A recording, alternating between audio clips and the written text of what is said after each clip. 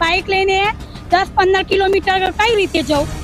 દૂધ કાઢવા, ઘાસચારો નાખવા કાજી. મેં સોનાદીનું પાણી અત્યારે હાલમાં પુલ ઉપર ફરી વળ્યું છે. અત્યારે હાલમાં 15 દિવસથી અમારે કોઈ રસ્તો નથી. તો અમારે કઈ રીતે ઘાસચારો ડોક્ટર બોલાવાય, કઈ રીતે પશુપાલનનો તો અમારે સારવાર કરવી પડે. બીજું શું કરીએ કયો? હોમી સાઈડે 18 તબેલા છે. 18 તબેલા વાળોને કોઈ જવાનું બંધ થઈ ગયું છે 1 અઠવાડિયાથી.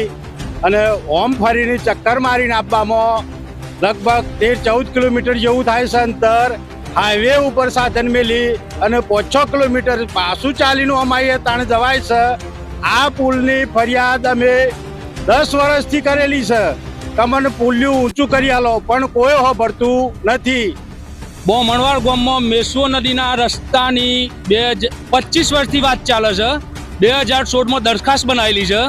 એ ગણના 397 લાખનું બજેટ હતું, કોનું એસ્ટિમેટ હતું.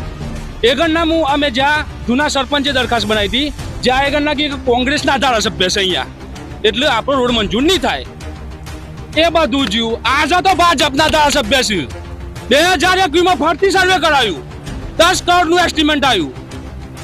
2021માં 10 કરોડનું એસ્ટિમેટ આવ્યું છે. એ હું આવા ખેડૂતોને કરવાનું છે. અમારી તમામ માહિતીથી અપડેટ રહેવા માટે જોડાયેલા રહો S9 ન્યૂઝ સાથે.